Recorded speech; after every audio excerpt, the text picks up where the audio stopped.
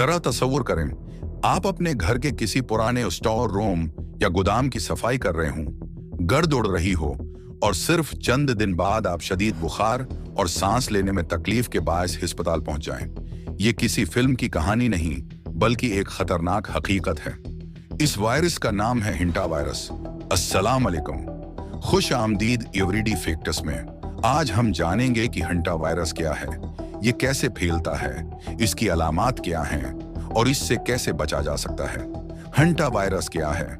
हिंटा virus एक ऐसा virus है जो ज्यादातर जंगली चूहों में पाया जाता है। चूहे उमूमन खुद बीमार नहीं होते, लेकिन उनके पेशाब, फजले और थूक में यह वायरस मौजूद हो सकता है। ये कैसे फैलता है? जब चूहों का फजला या पेशाब खशक होकर गर्द बन जाता है और वो गर्द सांस के जरिए जिस्म में दाखिल होती है तो इंसान मुतासिर हो सकता है।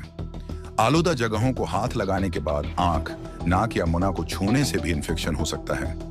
अलामात शुरू में अलामात आम फ्लू जैसी होती हैं, जैसे तेज बुखार, जिस्म में दर्द, सर दर्द, शदीद थिकन, मुतली और कई। लेकिन बाद में मरीज को सांस लेने में शदीद दुश्वारी हो सकती है और बाज़ सूरतों में फेफड़ों में पानी भी भर सकता है, जो जानलेवा साबित हो सकता है। बचाओ, अपने घर को चूहों से पाक रखें, खाने की चीजें अच्छी तरह बंद रखें और अगर कहीं चूहों का फजला नजर आए तो उसे खशक हालत में झाड़ू या वैक्यूम से साफ ना करें।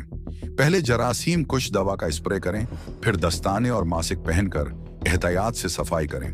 उख्तिताम, हिंटा वायरस एक नायाब लेकिन खतरनाक बीमारी है। एहतियात और सफाई ही उससे बचाव का बेहतरीन तरीका है। अगर आपको ये मालूमात मुफीद लगें तो वीडियो को लाइक करें, एवरीडे फैक्ट्स को सब्सक्राइब करें और ये वीडियो अपने दोस्तों के साथ जरूर शेयर करें।